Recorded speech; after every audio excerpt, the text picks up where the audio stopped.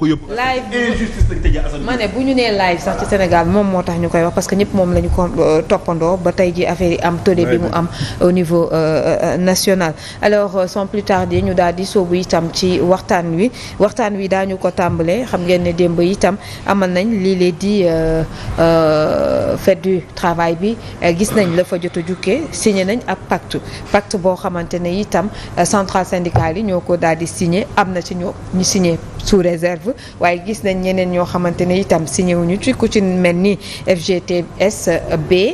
bu Mballo Dia Thiam daal di jiite jàpp na ne lu nu mel engagé wu leen. alors ñeneen itam ñoo xamante ne gis nañ ne gisuñu ci seen bopp mooy les travailleurs de la justice muy waa SYTJUST ginnaaw communiqué bi ñu daal di génne. alors ci wàllu woowu itam Cheikh ñu gis RTS rassemblement bi daal di ñoom tam génn wax. li nga xamante ne itam mooy kaddu premier ministre bi jàpp ne lim bi ñu wax ci ñi ñu licencié amul moom nag mu gën a confirmer yooyu nga xamante ne moom moo di chiffres yi par rapport ak li ñu nemmeeku ci pacte boobee ñu signé démb. waaw xam nga le malheur de ce pays nit ñi bëgg ko ñu nekk ko bëgg mooy suñu premier ministre Ousmane Sonko parce que boo nekkee premier ministre yow doo déglu journal rajo doo déglu journal télévision doo lire journaux. kon yow si réseaux sociaux yi ngay nekk réseaux sociaux yi ñoo lay informer tey moo ko wax moo toog mu ne moom du déglu journal du seetaan télé du déglu rajo nee na moom du def daray information du ko lijjanti ko kon bu dee doo déglu journal doo déglu rajo doo lire journal xanaa yow kon ci réseaux sociaux yi ngay informé yow te loolu lay gën a firndeel nag loolu lay gën a nuurul dafay mel ni suñu premier ministre daal moom toutes ces informations qu'il reçoit c'est des informations qui glanent à partir des réseaux sociaux te loolu quand tu es un premier ministre qui s'informe par les réseaux sociaux ou bien qui reste dans son bureau qui attend à ce que un de ses ministres lui donne une information pour que mu mën a jàpp kenn wala mu diligenter un dossier politique pour que quelqu'un soit arrêté un Abdou Nguer ou autre mais noonu rek la mën a demee dafay weddi chiffre loolu mooy dëgg ce qui est réel dans ce pays là c'est que jamais dans l'histoire de ce pays autant d'employés ont été licenciés à ce point-là loolu musul am ci Sénégal surtout dans un pays où on parle d'exploitation du pétrole où on doit rassurer les gens gis nga dëkk bu demee ba am pétrole ak gaz le gouvernement warul dëkkee tiital nit ñi Pastef dafa dëkk ci tiital nit ñi di tiital patronat bi di tiital employés yi di tiital les entrepreneurs di tiital même son propre gouvernement tey amul benn ministre bu nekk ci biir président de la république di fa dem conseil des ministres wala nekk ci benn en tout cas ministère bu sañ taxaw ne premier ministre lii mooy réalité bi dans ce pays là c'est des ministres qui écoutent le premier ministre parler ñu dem réciter loolu amul kenn koo xam ne dafay wax loo xam ne dafay dem à l'encontre ou bien à l'encontre des avis du premier ministre c'est des gens qui répètent ce que dit le premier ministre ce qui se passe dans ce pays là c'est un précédent dangereux. Les gens sont fatigués. Il y a eu beaucoup de licenciements. Il y a eu même plus de 30 000 licenciements dans ce pays-là. Et le Premier ministre, il ne peut que nier ces faits. Et l'autre maintenant qui lui a rappelé la réalité des faits, la réalité des chiffres, il est dans son rôle. Maintenant par rapport à ce pacte-là, mais ce n'est pas un pacte. Ce pacte boo xam ne da nga koy signé ci période boo xam ne yow sa ministre du travail moom mu ngi dem fële di bàkku parce que Abbas Fall attention moom bëgg ñu ko présenter maintenant ce cercueil-là quand les gens se sont vêtus en rouge mais loolu c'est avant la signature du pacte naka le premier ministre mën a seetaanee loolu ci télévision gis ne des employés lui ont présenté un cercueil ne que nous sommes des morts ñun ce qu'on peut te présenter c'est des travailleurs vraiment qui frisent la mort qui ont perdu la dignité parce que quand tu perds la dignité qu'est-ce qui te reste l'être humain n'a que sa dignité la dignité commence par l'obtention d'un travail la dignité mu ngi commencer di mën fay sa location la dignité mu ngi dem di mën a fay sa jàng doom la dignité mu ngi dem ci am problème mu dépense nga dem lijjanti ko sa bopp la dignité mooy nit koo xam ne mënatu taxaw ci mbedd mi di talal loxoom di ñaan mais loolu boo ko nangoo ci loxoy nit kooku ku dee la et c'est dans cette période là maintenant qu'on nous parle de pacte social qui n'est pas un pacte social qui est mais d'ailleurs même il faut parler de ces gens qui ont signé ils ont trahi le peuple sénégalais. Ils ont trahi des gens qui sont dans leur syndicat. Ils ont trahi des gens qui ont compté sur eux. Ce qu'il fallait dire au président Ousmane Sonko du PASTEF, dire au président Bassirou Diomaye Faye, c'est qu'il y a des gens qui ont perdu du boulot dans ce pays-là. Il y a ce peuple qui est fatigué, qui suffoque, qui souffre, mais pas présenter un pacte ici qui est un pacte diabolique, qui n'en est pas un pacte qui est mis là pour, en tout cas, réconcilier les Sénégalais. Tey lan moo waroon am tey mais Ousmane Sonko toog wax ak Sénégalais ne dañoo juum ci lu bari. dañoo juum ci réew mi juum ci nit ñi doxalee juum ci li nga xam ne moom la ñu yaakaare woon na régime bu fi nekkoon moom la doon def juum ci choix yi ñu def ba pare taxaw nangu ne man mënuma parce que tax damay wax lu bari ci réew mi nit ñi duñ ko bàyyi xel dama ne Bassirou Diomaye Faye dafa amoon chance boo xam ne amul benn président de la république bu ko mës a am ci réew mi est-ce que xam ngeen ban chance la. jamais dans ce pays un président de la république n'a gouverné sans avoir présenté aux Sénégalais un programme ou un projet muy Bassirou Diomaye Faye. Bassirou Diomaye Faye amul benn projet bu mu présenté Sénégalais musul bind livre programme Ousmane Sonko moo bind ñetti livre programme bii en 2018 bii avant les élections bii après les élections muy des livres de projet présenté ko Sénégalais yi yow yàlla fal la mosoo présenté Sénégalais benn projet waxoo Sénégalais yi yaay yonent yàlla Muhammad waxoo Sénégalais yi yow ngoon bu jot yaay dem seeti yàllaahu waxoo Sénégalais yi yow ku yiw nga ku sell nga yaa man lépp yow tu es un divin qui peut tout faire qui est capable de tout que personne mënul Bougane Gueye Dany mënul Abdoul Mbaye mënul Macky Sall mënul yow yaa taxaw ñe kenn mënul yow yaa mën lépp yaa ay ba sa xale yi taxaw di la woowee ku sell ki yéen nga bind livre ñetti livre programme nga jël sa programme boobu dénk ko benn candidat à une élection présidentielle mu dem présenter ce programme là à des Sénégalais jàll sous la base de ce programme là président boobu nag pour nëppal boppam woo la nee la yow ñëwal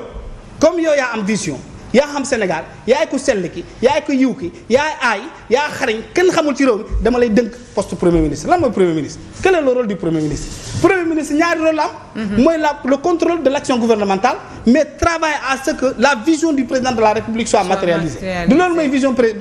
ministre léegi yow nga jël programme bi dénk ko président de la République benn candidat kooku dem sur la base de ce programme là dem battre une campagne dem gagner les élections woo la ne la comme yow yaa am vision yaa am ñetti livre solution yow laay dënk sama programme nga ñëw gouverner ko xanaa tey réew mi war na mën a am problème war na mën a am problème parce que tout simplement Ousmane Sonko était chargé de dérouler son propre programme sa propre vision politique dans son propre gouvernement où il est le premier ministre s'il ne peut pas faire ça Bassirou Diomaye Faye moo waroon am fulla ne ko pacte bii ñuy signé dafa am lu muy firndeel parce que booy signé pacte nag dafay signifier ne y a quelque chose qui ne va pas il fallait donc admettre ce qui ne va pas dans ce pays. Ce qui ne va pas dans ce pays-là, c'est que le travailleur n'a aucune crédibilité. Le travailleur sénégalais a perdu sa dignité. Le travailleur sénégalais est exposé à des risques divers et variés, à plusieurs niveaux. Parce que tout simplement, qui perd son salaire est un gars qui est exposé à plusieurs formes de risques. Risque de violence, risque d'agression, risque de suicide, risque d'humiliation, de toute forme. Loolu mooy la réalité et le quotidien des Sénégalais aujourd'hui. Moom la ñu waroon waxtaane tey ce 1er mai,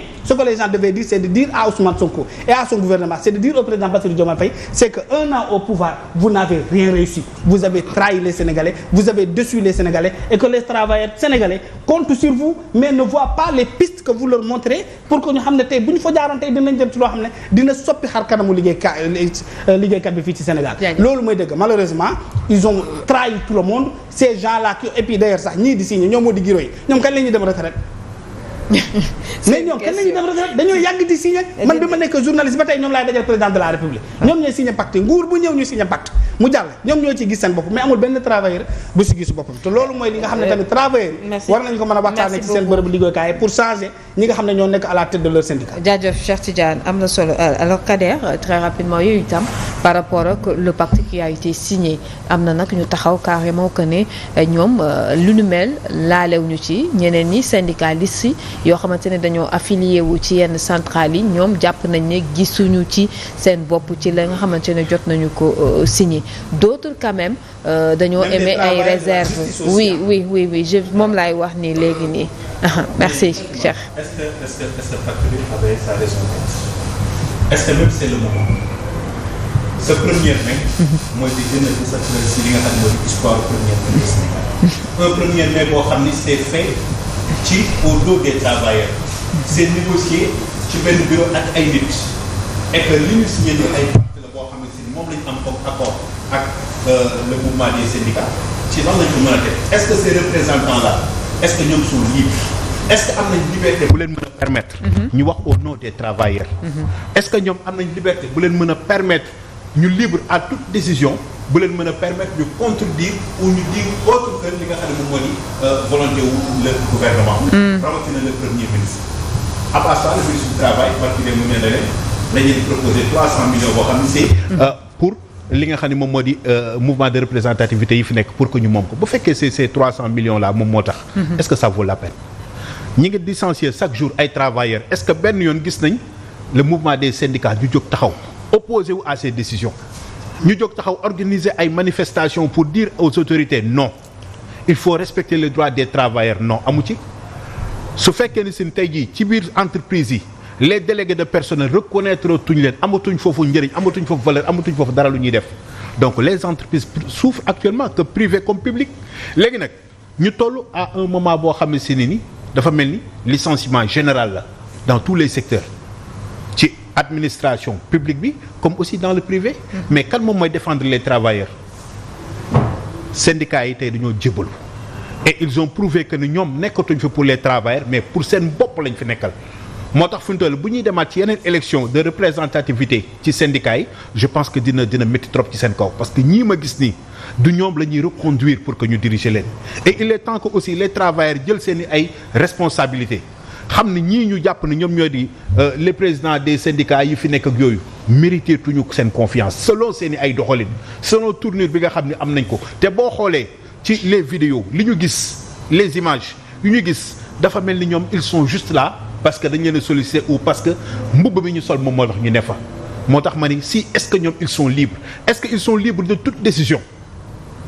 laaj la rek bu ma teg ni la est-ce qu'ils sont libres de toute décision comme de tout mouvement boo xam ne si ne ni ñoom ñoo amee boobu responsabilité parce que li ñuy def sentiruma ni am nañ ci dara lu leen nostalgique dara loo xam ne si ni fantasme na leen ci loolu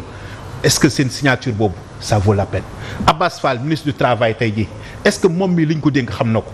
le premier ministre kan moo koy contredire Cheikh kan moo koy contredire le premier ministre boo xam ne même le président de la République du jël décision bu uute ak le premier ministre donc pacte boobu ci lan lañ ko teg pacte bi ça aurait été pour man plus salutaire su fekkoon si ni c'était directement avec le président de la République directement parce que en fait mënoon nañ ko def autrement mais ci 1er mai bi man dama ko jagleel uniquement le président de la République donc les travailleurs am na leneen loo xam ne si mi ngi ci seen kanam léegi nag li xew ci marche bi ci kanamu Abbas Fall le ministre du travail loolu je pense que ni lu fort la signal bu fort la parce que bi ñu ko defee ak Abdoulaye Wade ñëpp la metti woon et contexte yi nga xam ne moom lañ ko defee woon comprendre nañu c'était carrément politique mais la ñu fowee li ñu moom la ñu nangu et que amul benn sénégalais tey jii muy seetaankat bi muy man muy keneen ku mën doon ñun ñëpp dañoo abandonner les travailleurs dañoo abandonner les pères de famille dañoo abandonner nos frères dañoo abandonner toog di leen seetaan actuellement amuñu kenn ku du